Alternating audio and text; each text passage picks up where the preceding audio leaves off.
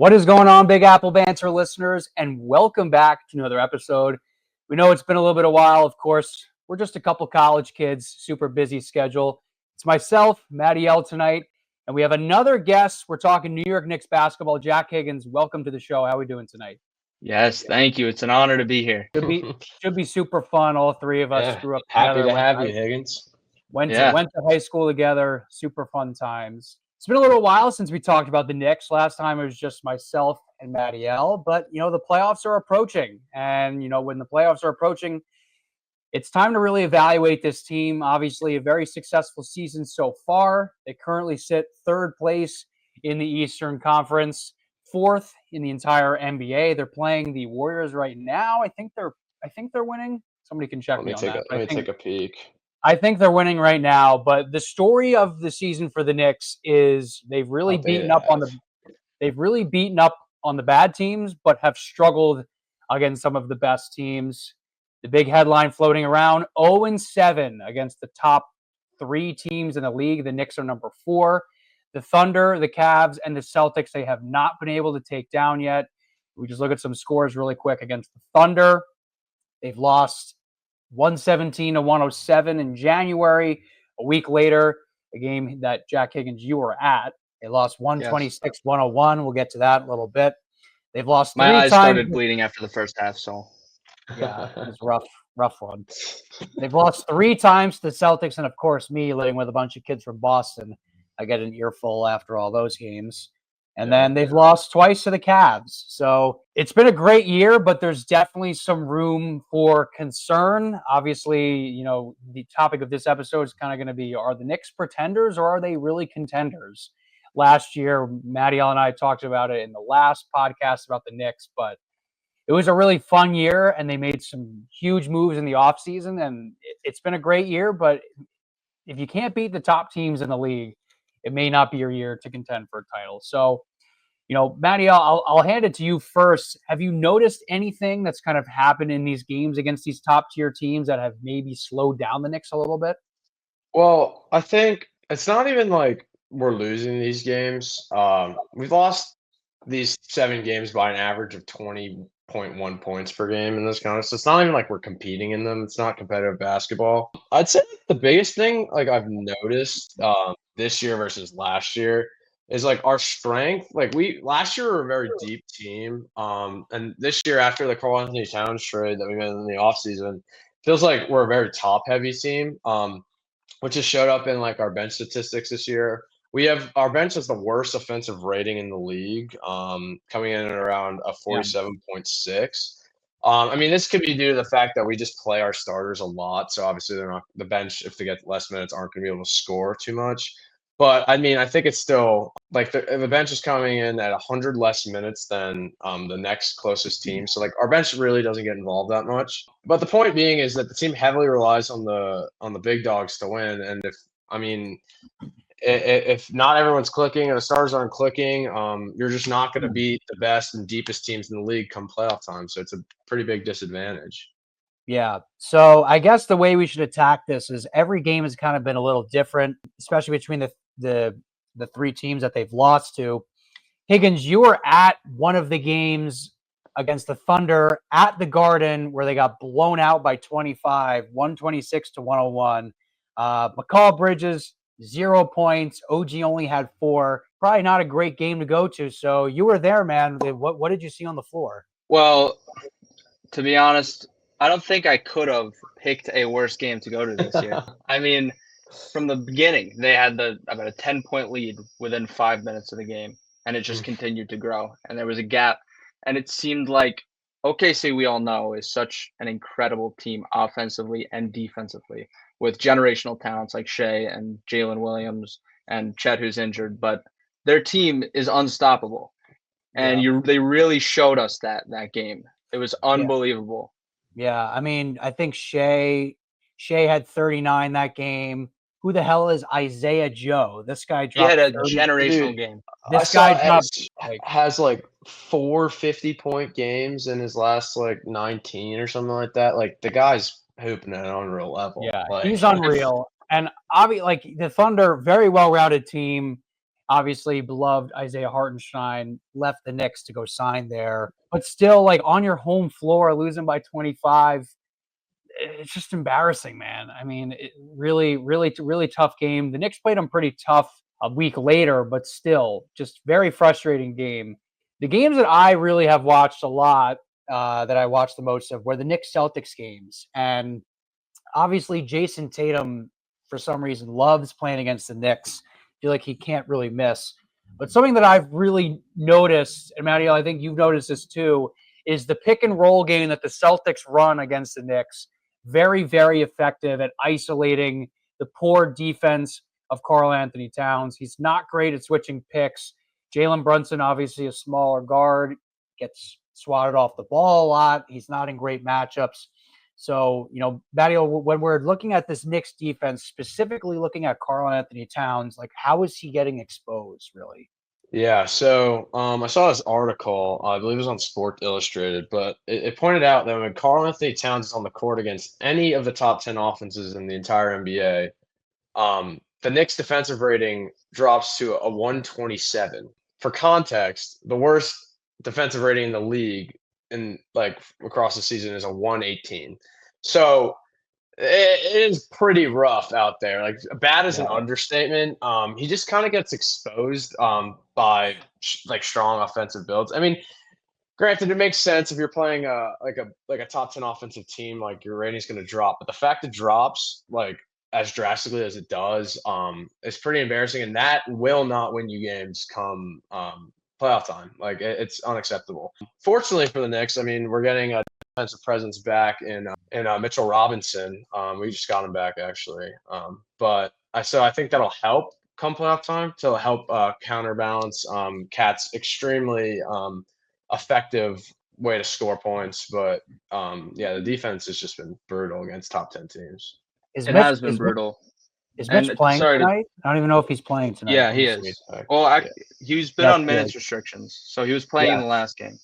But to piggyback off of what Matt was saying, another big thing that we really need to focus on, especially against the Celtics, is our perimeter defense. Every time you'll watch a Knicks Celtics game, you will see them launching threes like it is the middle of the 100 Years' War in Europe. It's unbelievable. Trebuchet, three. Unbelievable. It needs to stop, and we need to lock down. Where's this almost depoy Mikal Bridges that we saw 2 years ago with the Suns, 3 years ago? Great point. That's a great point. Where is that defense? We need that level of defense. One player who I think we can all agree has tenacity and always just sparks up the court with his defense is OG. And I think that we need him and Mikal to just step into those roles and really start hounding them. Yeah, like the Celtics are a team they spread around the arc, right? They play 5 wide. They have a big man in Kristaps Porzingis. The guy's never on the court. I mean, we remember that from our time as Knicks fans. Sure, super talented player, but if you watch the way the Celtics play, obviously they have shooters, but they're not a team that really threatens necessarily in the paint. The only time they do that is when Karl Anthony Towns is on the floor and they can expose him in the pick and roll game. And I mean, to give the Knicks credit, I will say that the Celtics stars play like superstars against. I mean, I need to find some of these box scores, but I think Jason Tatum he was their leading scorer in the last matchup. He had 25. I think he dropped 40 in one of these games. Like, he's a superstar player, but against the Knicks, he's unbelievable. And it's a problem. Like, if the Knicks can't contend with these teams, right? Well, it doesn't matter if you win 2 rounds, you're going to have to play. Like, the Celtics are not losing. No, yeah, exactly. You're going to have to face at least one, most likely 2 of these teams. Like, say we're the 3 seed, we're going to have to go through either it'll probably be the Celtics, and I guess that would be the Eastern Conference semifinals. And say we got through them, you still have to play the Cavs in the Eastern Conference Finals. Like, it is going to be like, if we don't get our act together, we're gotta get sent home packing early. Like, it's gonna be unfortunate, but if you guys have to pick, you can go. I was just gonna say, hopefully we can figure it out. I mean, I mean, the one thing about this team is it's gritty and it's clutch. So you can't like Jalen Brunson has been one of the clutchest players in the league this year. So I mean, I don't want to have to rely on that, but I mean, we always have that in the back pocket. But all right, Higgins, what team are you more scared of in the playoffs? Cavs, Celtics, why? So I'm gonna have to say the Celtics. I know the Cavs on paper are having a better season this year, but the Celtics have that championship experience. They're going to show up. They know what to do. They've been in the limelight in these situations, and they know they have our card. There's no better way to say it. Yeah. Not only are their starters incredible, but they have one of the best benches in the league, too. You got Luke Cornett putting up prime numbers. It's unreal. We got Peyton Pritchard lighting up the floor. The team has minimal holes and great leadership out of Joe Mazzulla, too.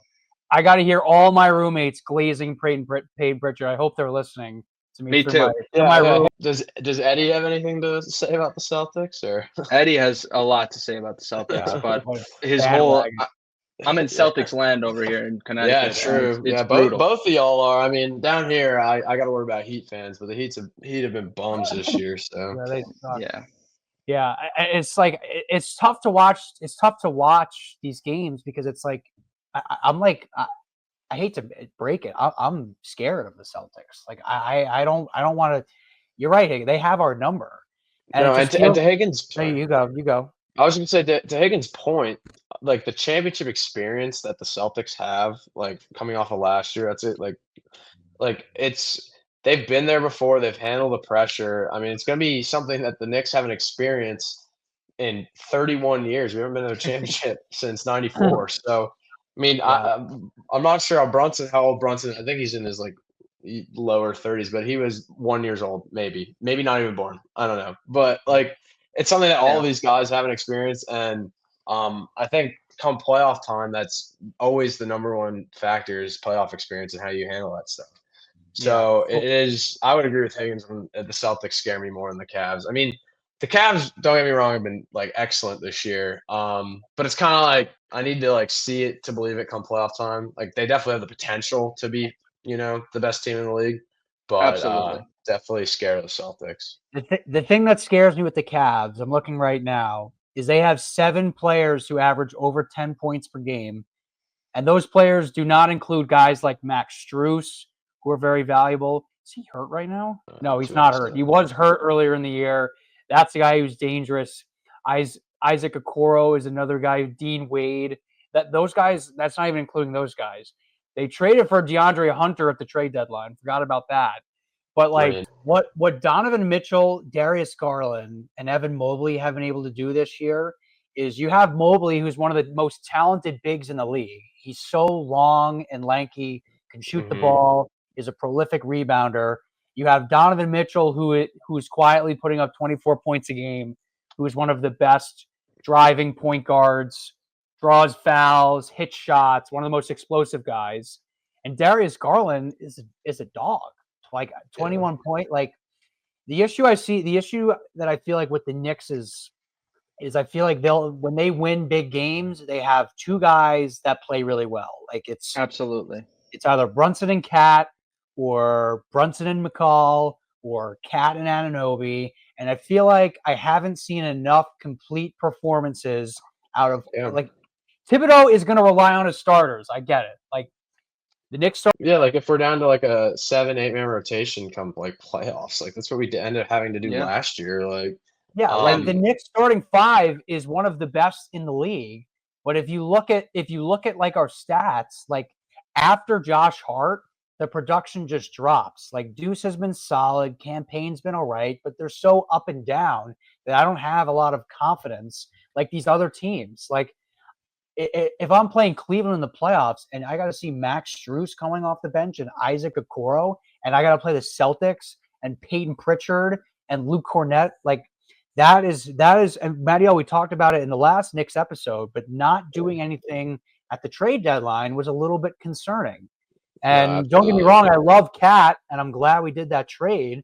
But we're seeing now when we're playing these really deep teams, we're seeing what happens now. Like even the Thunder have a lot of guys, so it's just something to worry about. Matty, we were kind of shitting on McCall before. I know you got some defensive Yeah. stats. This guy was supposed to be our shutdown wing defender, and he's been anything Well, but that. he's been struggling on both sides of the ball. I was bringing it back to us struggling against these top 3 opponents in the Thunder, Cavs, and Celtics.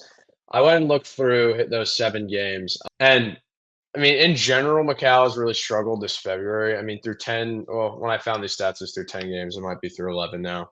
He's averaged only 15 points per game on 49% shooting. 49% shooting is like pretty okay, but only 35.7% from 3 and 62% from the free throw line, which has been kind of brutal. But these numbers are all down from January, in which he was averaging nearly 19 points per game on the same minutes. So you don't like for this production, you don't dump 5 first-round picks into like an average NBA player. Like we really need to see more out of him. And then back to like these 7 games against the Thunder, Cavs, and Celtics, McCall's only averaged 14 points per game on 43 of 97 shooting, which is about 44% of the field, which is below league average, which is 46%. And he's shooting 12 of 43 from 3, which is a whopping 27.9% from 3. So he clearly struggles against top. Yeah, it's ridiculous. I mean, he struggles against top competition clearly, but it's way outside like the norm of what you would expect. Like your numbers can drop against good competition, but like it is well outside the norm of what you'd expect. You know what I'm saying? Yeah. So Yeah. 5 first-round picks, not a tough pill to swallow. Higgins, I'll swing it over to you. Like throughout the rest of this regular season, I think it's pretty safe to say the Knicks are in the playoffs. Like we don't need to panic yet. But what do they need to do for the rest of the season to make you feel better about their chances contending for an Eastern Conference title and an NBA championship, really? Well, one thing I'll say is we all were very hooked watching the Knicks last year, were we not? Yeah. The Nova Knicks. absolutely. We had Dante lighting the floor up. We had Josh. We had Brunson. It was amazing. It was a fairy tale. And they had an identity. They were known as an incredibly great offensive team, but our defense was even better.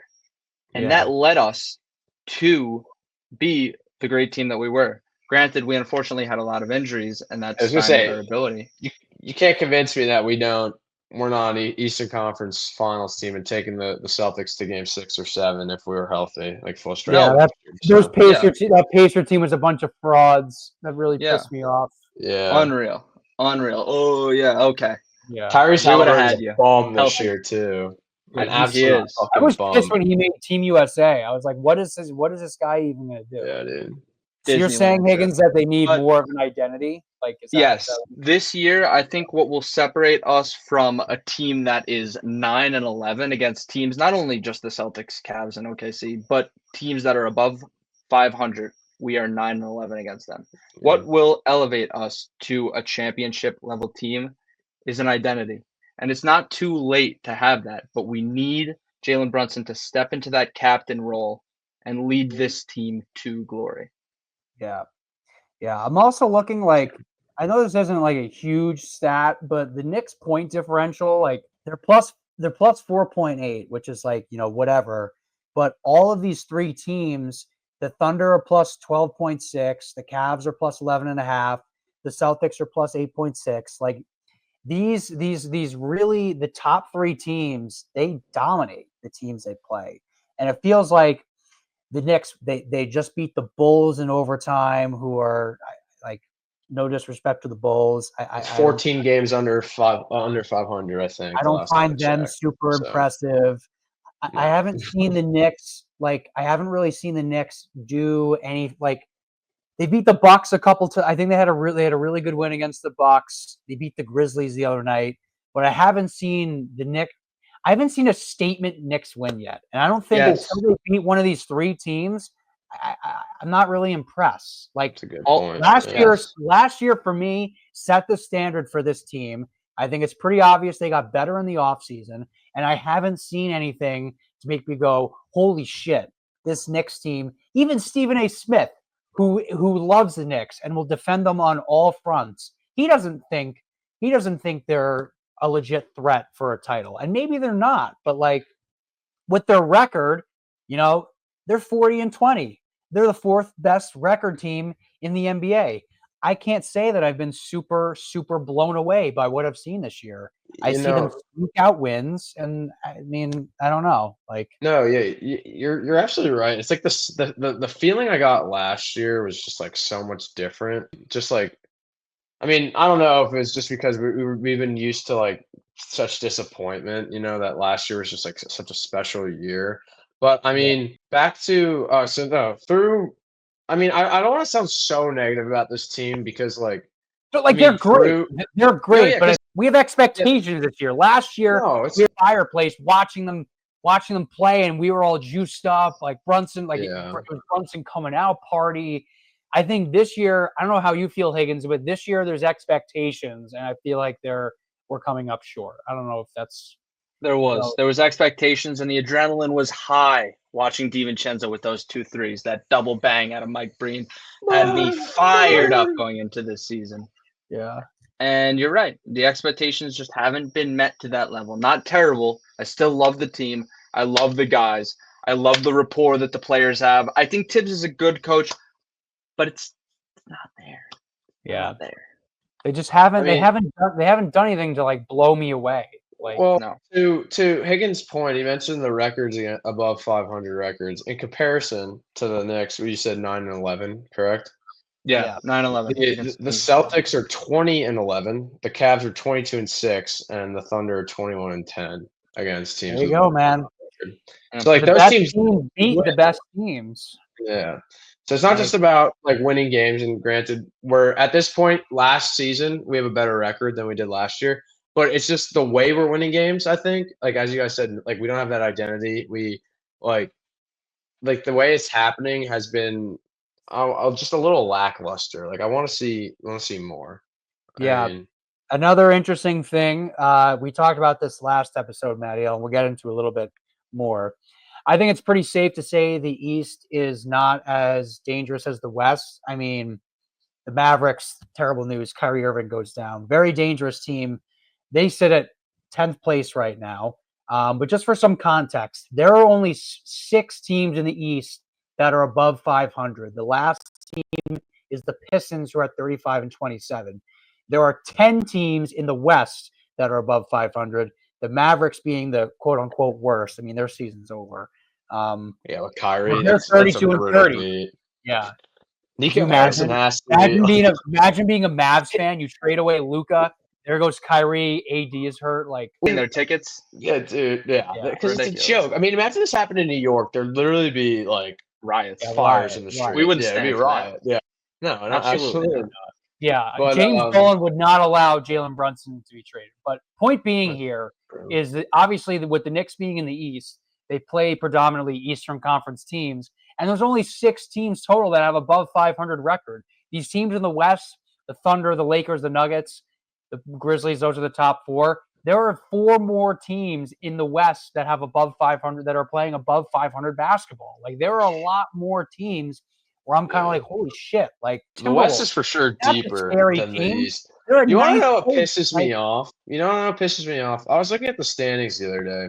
Let me pull them up again. And, like, I don't know how you guys feel about the play-in games, but I absolutely hate them. Like, they're so – like, there's no reason – like, there's absolutely no reason that a team that is 13 games under 500 should have a chance to make the playoffs. Like, the Bulls are 13 games under 500 with a 3.393 win percentage. Like, that's a fucking joke. Well, dude, the point is the East sucks. Like, the Mavs are in 10th place and they're 32-30. I think that should be. I think they should be able to play for a playoff spot. Like, basement of the East, you got the Wizards, the Hornets, the Raptors. Neither of those teams have 20 wins. The basement of the West is the Spurs, who, I mean, they lost Wemby, but like they were a pretty respectable team. The Suns are not in the play-in, and they're like I think a good team.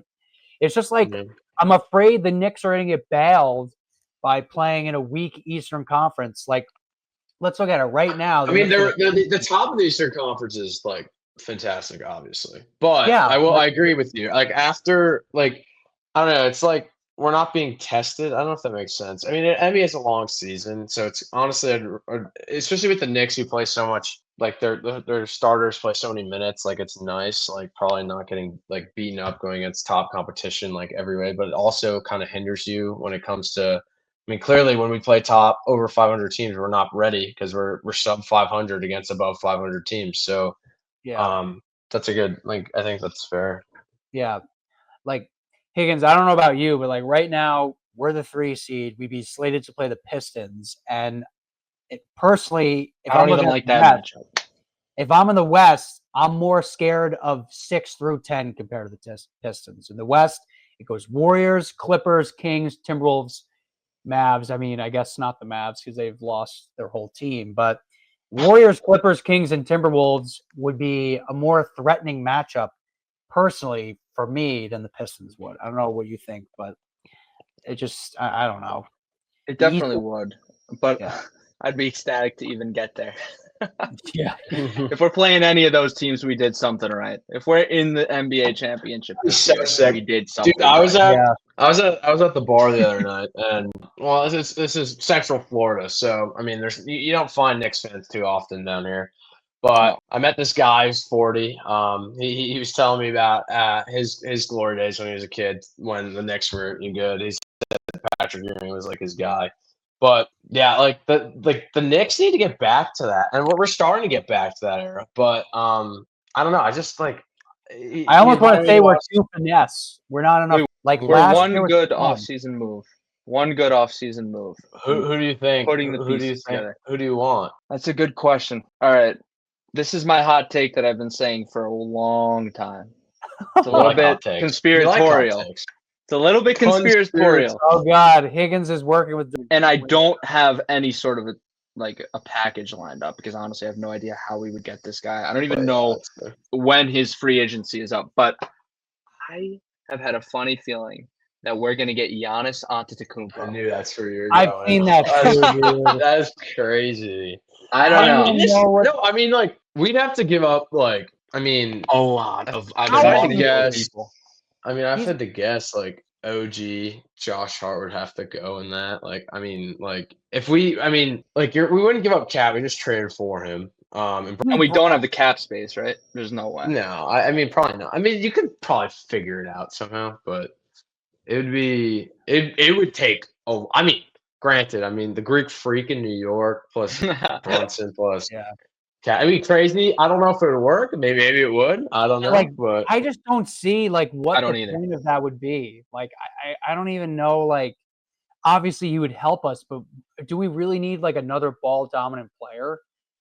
Like no. I mean, honestly, he doesn't fit on our team at all. But Giannis, bro. Yeah, Yeah, he's sick. a He might be like the most MVP? underrated superstar in sports right now. Like the fact, Exactly. like just how I think dominant he hasn't been is. talked about that much this year. Honestly. That's what I'm Just the saying. Bucks aren't I don't anything even. special. I think Yeah. dude. He's averaging 30 points a game as like a. He forward. is. He's incredible. Didn't Chris Middleton? Did they just trade Chris Middleton to like the Wizards or something like that? Yeah, they yeah, he bumped gets- him. Sentenced to the Banished. Wizards, kind of brutal. Banished. Yeah. Dude, that's Absolutely. a team that scares me too.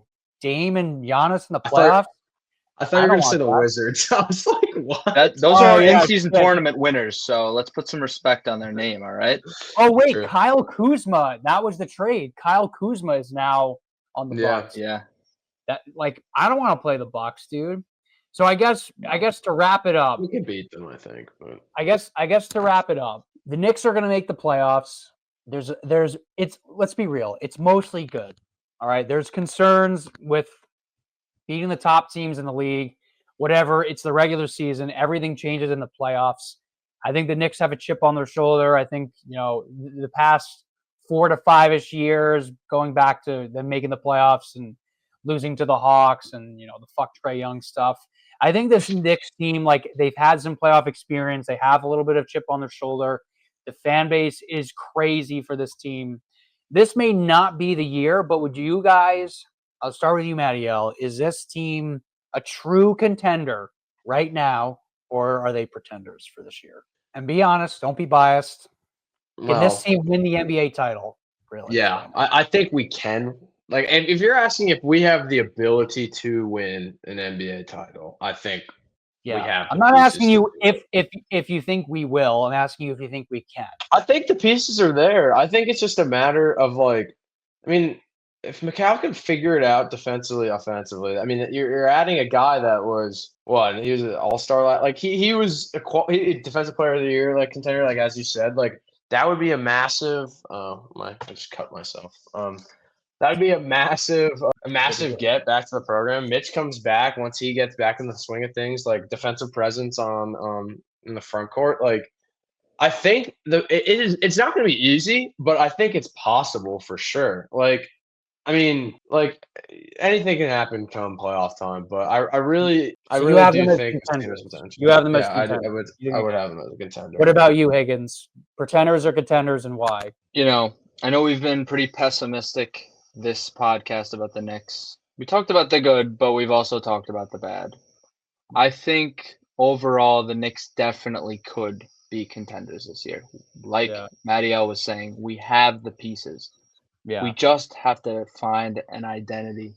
And we need Mitchell Robinson, or as my dad would call him, Mitch the bitch, to actually play and not get hurt for the first time in his career, right? That's fair. Elton's been a little problem with him this year. I mean, OG worries me a little bit, but I agree with you guys. Like the pieces are there, and I kind of like that identity thing. Like the Knicks last year, they just looked so desperate the way they played. I mean, that one play against the Sixers where Mike Breen had a rare double bang was like the epitome of the Knicks year. Out hustling teams, missing a shot, being a little chaotic, and then hitting a crazy shot like that. You have Josh Hart, who probably fouled Tyrese Maxey, but that to me was the game. That's the epitome of the Knicks last year.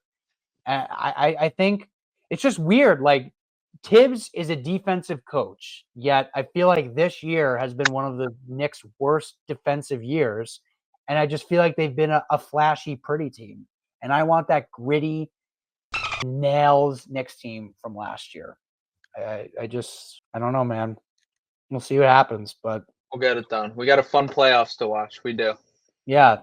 I mean, as it stands right now, they've played 60 games. They'll be 61, or they're losing to the Warriors now by 1. They were up 8.5. I checked when you. Yeah, it's 82-81 Warriors right now. What the hell happened? So after this game, I mean, we got 21 games left. We'll see what happens, but it's going to be an interesting finish. I feel like, as a New York sports fan, I mean, I think the Yankees are exciting, but to be honest, the Rangers have been disappointing this year. The Giants, me, Matty, and Jesse have shit on them enough. They have no chance of winning anytime in the future. Until Cam Ward's our quarterback.